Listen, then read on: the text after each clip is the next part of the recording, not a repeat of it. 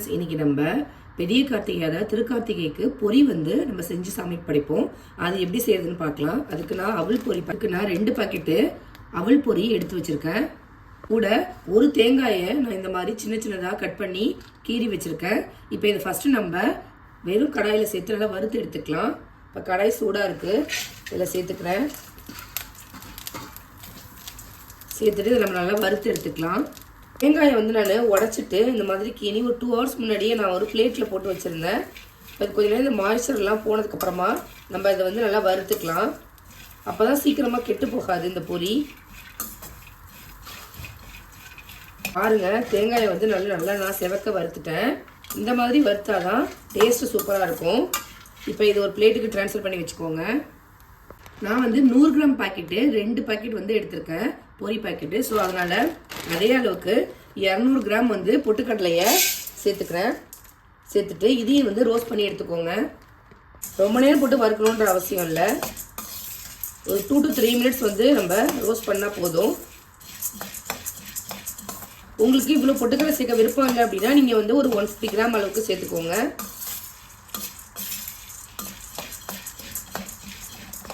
இது நல்லா வறுபட்டுட்டு இதையும் நான் வந்து இந்த தேங்காய் கூடயே சேர்த்துக்கிறேன்.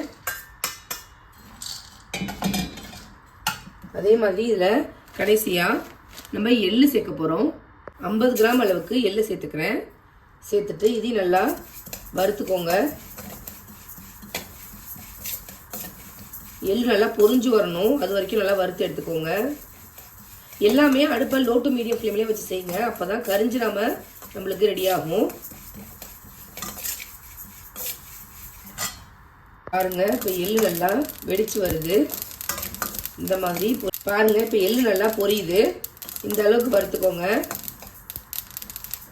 இப்போ இதையும் வந்து நான் அதே பிளேட்லேயே ட்ரான்ஸ்ஃபர் பண்ணிக்கிறேன். இப்போ கடைசியாக நம்ம வந்து பொரியை லைட்டாக வந்து வறுத்து எடுக்க போகிறோம். இந்த பொரி வந்து சூடு ஏற அளவுக்கு வறுபட்டா போதும். பொட்டுக்கடலையும் பொரியும் இந்த மாதிரி சூடு ஏற அளவுக்கு வறுத்தா போதும்.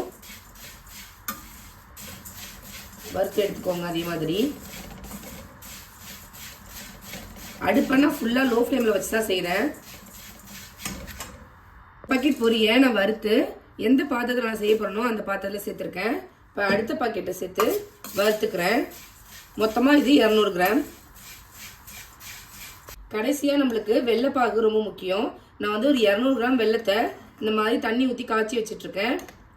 இப்போ இது வந்து கொதி வந்துருச்சு. இதில் நம்ம பதம் செக் பண்ணணும். இது இன்னும் கொஞ்சம் நேரம் திக்காகணும். அடுப்பை லோ டு மீடியம் ஃப்ளேம்லேயே வச்சுக்கோங்க. வச்சுட்டு இதில் பதம் செக் பண்ண ஆரம்பிங்க.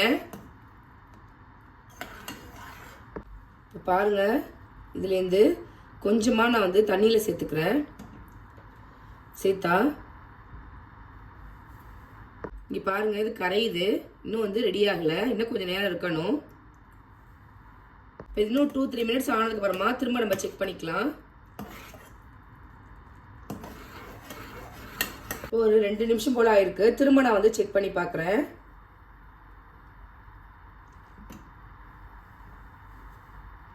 இப்போ பாருங்க, இது இன்னும் வந்து கரையை தான் செய்யுது. இன்னும் கொஞ்சம் நேரம் இருக்கணும். கரெக்டாக வந்து நம்மளுக்கு கையில் உருட்டி எடுக்கிற பதம் வரணும். அந்த மாதிரி வரலை. ஸோ இன்னும் கொஞ்சம் நேரம் வச்சுக்கிறேன். பாகு ரெடி ஆகிட்டு இருக்கு. ஸோ இந்த டைமில் நம்ம வந்து வறுத்து வச்ச எல்லா பொருளையும் ஒன்றா சேர்த்து மிக்ஸ் பண்ணி வச்சுக்கலாம். அப்போ தான் நம்மளுக்கு பாகு ரெடி ஆனாலும் ஊற்றி மிக்ஸ் பண்ணுறதுக்கு சரியாக இருக்கும். பாருங்க, நான் வறுத்து வச்சிருந்த பொரி, தேங்காய், எள்ளு, பொட்டுக்கடலை எல்லாத்தையும் நல்லா சேர்த்து மிக்ஸ் பண்ணிட்டேன். நம்ம திரும்ப பாகு பதம் செக் பண்ணி பார்க்கலாம். மறுபடியும் கொஞ்சமாக தண்ணியில் சேர்த்துக்கிறேன். சேர்த்துட்டு இது வந்து ஆல்மோஸ்ட் ரெடி ஆகிடுச்சு. இங்கே பாருங்கள், எல்லாம் ஒன்று சேர்ந்து வந்துருச்சு. பட் இன்னும் எடுக்க தான் வரல இது கையில். இன்னும் ஒரு 2 நிமிஷத்தில் இது ரெடி ஆகிடும். இப்போ பாருங்கள், நான் மறுபடியும் வந்து செக் பண்ணி பார்க்குறேன். கொஞ்சமாக வந்து தண்ணியில் சேர்த்துக்கிறேன். சேர்த்துட்டு இது அப்படி நல்லா ஒன்று சேர்த்து கையில் எடுக்க வந்ததுன்னா இங்கே பாருங்கள், எடுக்க வந்திருக்கு. இந்த மாதிரி வந்து வந்தால் தக்காளி பதம் அப்படின்னு சொல்லுவாங்க. இன்னும் கொஞ்சம் நேரம் இருக்கணும் அது. இப்போ நான் வந்து கடைசியாக செக் பண்ணி காமிக்கிறேன். இங்கே பாருங்கள், அது ரெடி ஆகிடுச்சு. கொஞ்சமாக வந்து நம்ம தண்ணியில் சேர்த்துட்டு இந்த மாதிரி ஒன்று சேர்த்து எடுங்க. கையில் நல்லா எடுக்க வரும். இந்த மாதிரி ரெடி ஆனதுக்கப்புறமா இதை வந்து ஒரு பிளேட்டில் போட்டிங்க அப்படின்னா இந்த மாதிரி சத்தம் கேட்கணும். இங்கே பாருங்கள், இதுதான் கரெக்டான பதம். இப்போ நம்ம வந்து ஊற்றி மிக்ஸ் பண்ணிடலாம். பொரியோட ஃப்ளேவருக்காக கொஞ்சமாக ஏலக்காய் தூள் சேர்த்துக்கிறேன். சேர்த்துட்டு இப்போ நம்ம பொரியோட சேர்த்துக்கலாம். கொஞ்சம் கொஞ்சமாக சேர்த்து மிக்ஸ் பண்ணிக்கோங்க.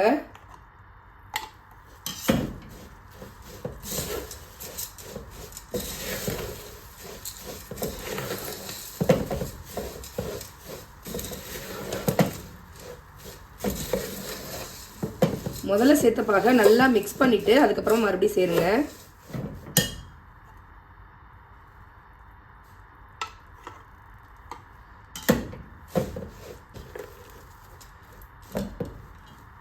அவ்வளோதான், நம்ம எல்லாத்தையும் சேர்த்து மிக்ஸ் பண்ணிட்டோம். இப்போ இது ஆனதுக்கப்புறமா தான் நல்லா ஹார்டாகி வரும். இருக்கட்டும். ஆல்ரெடி நான் அவல் பொரி எப்படி மிக்ஸ் பண்ணி நம்ம கிளறது அப்படின்னு காமிச்சேன். இப்போ அது கூடவே நான் அரிசி பொரியில் உருண்டை பிடிக்கிறேன். இந்த ரெசிபி வந்து ஆல்ரெடி நம்ம சேனலில் நான் போஸ்ட் பண்ணியிருக்கேன், வேணுன்னா செக் பண்ணி பாருங்கள். இந்த கார்த்திகைக்கு நான் அரிசி பொரி அவல் பொரி ரெண்டுலேயுமே வந்து ரெடி பண்ணியிருக்கேன்.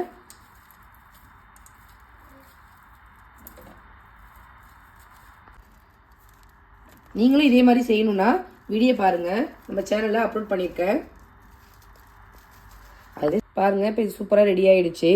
நல்லா ஆறி நல்லா கிறிஸ்பியாக சூப்பராக ரெடி ஆகிருக்கு. அதே மாதிரி இன்றைக்கி வந்து நான் பொரி உருண்டையும் செஞ்சுருக்கேன். இந்த ரெசிபி வந்து நம்ம ஆல்ரெடி நம்ம சேனலில் அப்லோட் பண்ணியிருக்கோம். ரெசிபி வேணுன்னா செக் அவுட் பண்ணி பாருங்கள்.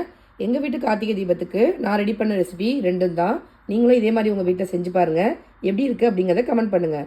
நான் போகிற ரெசிபிஸ்லாம் உங்களுக்கு பிடிச்சிருந்தா நம்ம சேனலை லைக், ஷேர் அண்டு சப்ஸ்கிரைப் பண்ண மறக்காதீங்க. தேங்க்யூ.